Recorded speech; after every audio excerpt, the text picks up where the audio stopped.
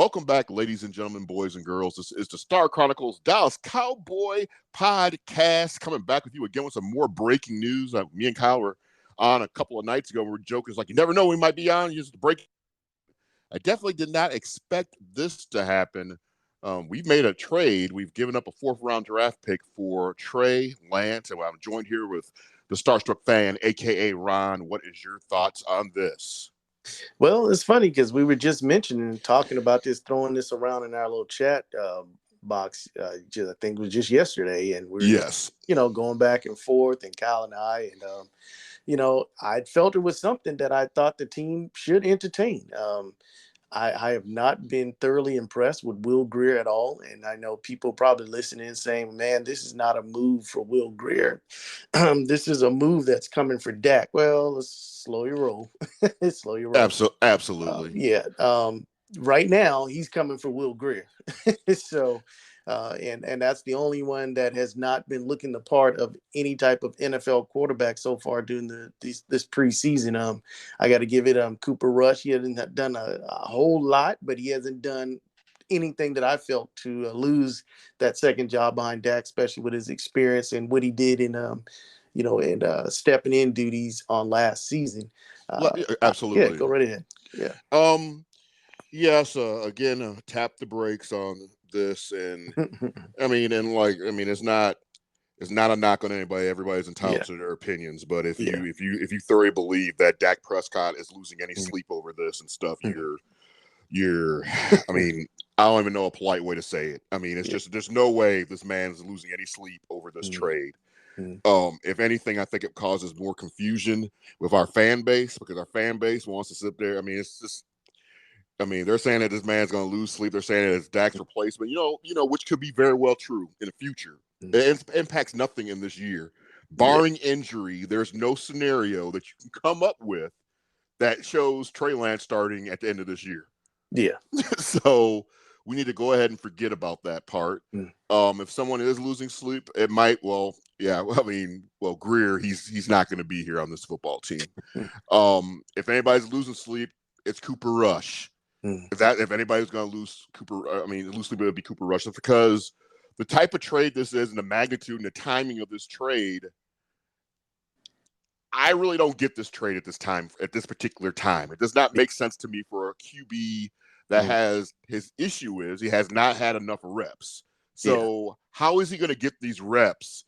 Not even being looking at being a number 3 probably. Yeah. Where's he going to get the reps at? Only scenario he gets reps is really when he's at 2. He's not going to start, but he's not going to be good enough to get past Cooper Rush either at this particular stage. What's your thoughts on that, Ron? I don't know. I said we kind of kicked this around. You're right. Do I see him coming in and starting or having a shot? Only, like you said, based on injury. He was picked up. I think is kind of coincidental that he was picked up with a 4th-round pick, which is actually the same pick that we picked up Dak in the draft. Which when Dak was picked up at 4th, Dak was not expected to come in and be a starting quarterback. He was expected to develop certain time, and it just happened that the way the injuries fell, he was launched into the lineup. I see Trey Lance kind of coming in that same situation, being given up for a 4th-round pick. He's a development QB. He's about 3rd on the depth chart, just where Dak was when he came in as a 4th-round pick. True. And he will work his way up from there. He could quickly be launched into that 2nd spot by next season. I just don't see it, barring injury again, for this year, but could very well push for a 2nd spot. And then, we're not going to go any further out than that, trying to look into 2025. We're just going to focus on 2023 for right now. Yeah, and it goes back to the whole complaint thing.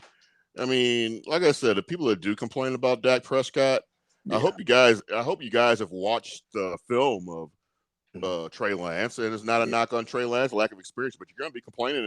If you really, just if it's a football thing that you have with Dak, you're going to be doing the same complaining with this guy, because if you look at film, he's done the same stuff. Could be pull off some brilliant plays, and do some boneheaded stuff after that. So again, I just don't get this at all. On a standpoint of looking towards the future, the years line up, the end of Dak's contract, the starting of Lance's contract. Maybe it's time to turn the page on Dak at that time. But between now and then, that's the only thing that makes this look like it might be a good trade.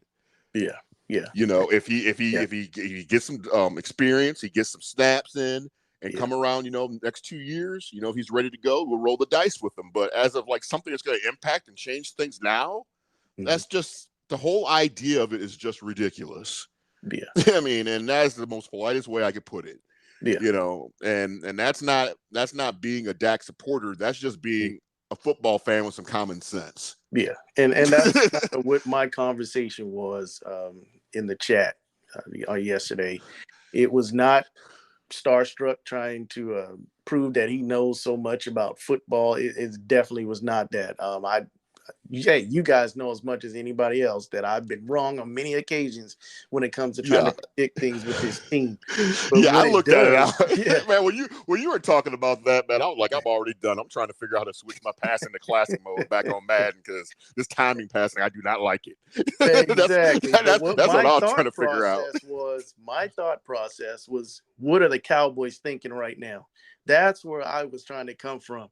If I was the Cowboys, would I be thinking? Because they seem to think a little differently, of course, than starstruck. So when I thought about it, I said, you know what? If I was the Cowboys, I'd probably be interested in this move because of the history of this team as far in the last few years. We have not been doing too bad as a team. So the chances of us being bad enough to pick up a QB at some point in the future is probably, and I know things can change. I know that. I realize that. But you get a guy now. But this reeks. Go ahead. I'm sorry. To me, this kind of just reeks of Hutchinson and Drew Henson, and it's like we're doing too much. This causes. I mean, this has the potential to cause a controversy. Well, our fan base is going to turn it into a controversy. They tried to do it last year with Cooper Rush, and and maybe it's not a team thing. Maybe it's just me just not wanting to read all this dumb stuff. And that might be a conversation of the day.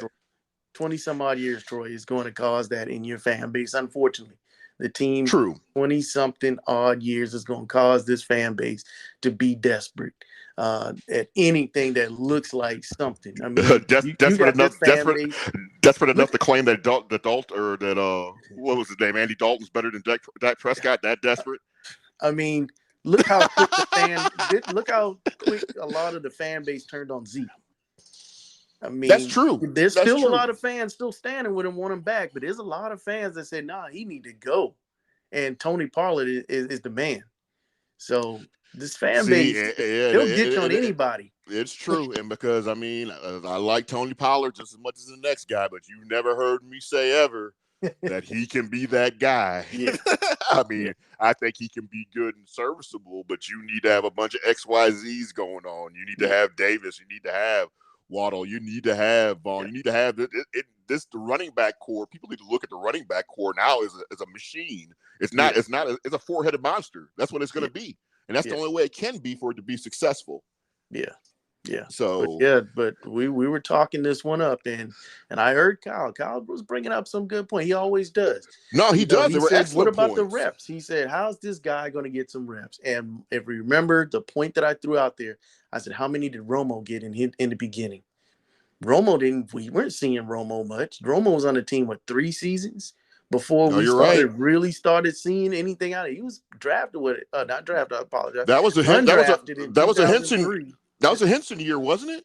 Yeah, he was undrafted in 2003, but he sat on that bench for 3 seasons before we really saw Tony Romo or even knew who he was. Bill Parcells can't even remember the guy's name for the first few seasons. But it just goes to show, I mean, you could put a guy out there and just have him limited, just sitting around walking with a clipboard and looking at plays from the sideline. True, but looking at what not to do and what to do. That has to what not to do and what to do. Go ahead. That has to be the right type of guy, though. Yeah. Because that scenario, it sounds like a dream come true, and it sounds like something that all teams should utilize. Get that guy that has like a decent skill set and just have the starting quarterback be the mentor. But how often has it worked out that way? It could have happened with Dak, but unfortunate circumstances launched him in much sooner than we. But he should have had a couple of seasons, if not more, behind Romo. We were thinking maybe at least Romo had 3 more years, good years, health giving type stuff. But so I would think a good scenario would be no less than 2 years. But circumstances happen. But he's going to be taking number 2 snaps in next year's camp. Yeah, that's for sure. I mean, Yeah. and it comes up to tomorrow. Preseason game, 7 p.m. Central Standard Time against the Las Vegas Raiders. I almost slipped and said Yeah. Los Angeles or in Oakland, but here we your age. are. On your age. Does this guy get any snaps tomorrow? Did he pass his physical? How much do we know? What's going on here? Yeah, I don't know if he's passed the physical, so I'd be surprised if we see him on tomorrow. I don't know what the plan, if they're going to start Cooper Rush early and then bring in Greer I think I've seen where they've started Greer for the entire game, I think last year. When it came down to the final preseason game, it was him and I think DiNucci at the time. And see, comes down to the point now is, what does this mean? Greer ain't going to want to play no full game tomorrow. Well, I guess in terms of marketing himself for another team. Yeah, he better play. He better get out there.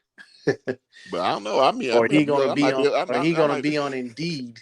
He better get out there and do something and show something. He about to be gone. Podcast sponsored by Indeed. They'll put you to work. I mean, I don't know. I mean, it's just so many things. I mean, I was not expecting this. I mean, just the timing of this to me, it just doesn't make no sense. And I'm still wishy-washy on the 4th round pick. And 2 years from now, years from now, it could look like, we could have Aaron Rodgers out there all of a sudden just sitting behind, but who knows? I mean, we pick up some strong defensive guys around that 4th round, 4th pick. Yes, absolutely. Depth. Yeah, that 4th didn't sit well with me at all. I was thinking more strong 6, maybe slipping a 5th, but I was like 6. Throw the 6 out there first. Maybe even throw the 7th pick out there first, but definitely 6. But 4, I was a little surprised by the 4. Yeah, to me that's a little pricey. Yeah, that sends a little bit of a message right there by sending that high of a pick, 4th round pick to me. Yeah, I mean, but I don't know.